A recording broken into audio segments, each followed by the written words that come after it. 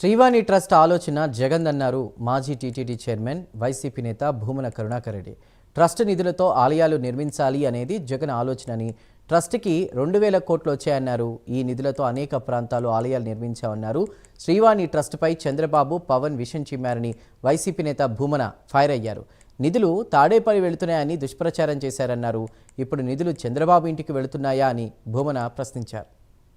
శ్రీవాణి ట్రస్టుకు సంబంధించినటువంటి విషయాలు, ఈ శ్రీవాణి ట్రస్టుకు సంబంధించి జగన్మోహన్ రెడ్డి గారి పరిపాలనా కాలమంతా కూడా నిరంతరము చంద్రబాబు నాయుడు గారు కానీ, పవన్ కళ్యాణ్ గారు కానీ విషం చిమ్ముతూనే ఉన్నారు.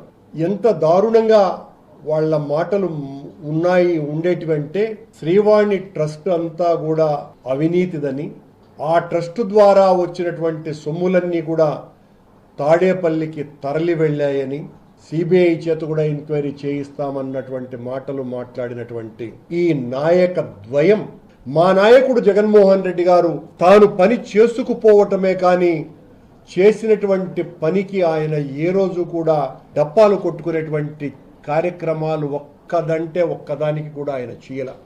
మా నాయకుడు జగన్మోహన్ రెడ్డి గారి ఆదేశాలతో ప్రారంభమయ్యింది.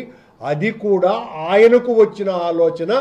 రాష్ట్రమంతా కూడా, దేశంలో ఎక్కడైనా కూడా ఈ నిధుల ద్వారా ఆలయాలను నిర్మించండి అని చంద్రబాబు నాయుడు గారు ఆలోచన నాదే అని చెప్పాడు.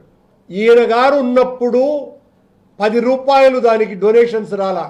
శ్రీవాణి ట్రస్టుకు సంబంధించినటువంటి విషయాలు, ఈ శ్రీవాణి ట్రస్టుకు సంబంధించి జగన్మోహన్ రెడ్డి గారి పరిపాలన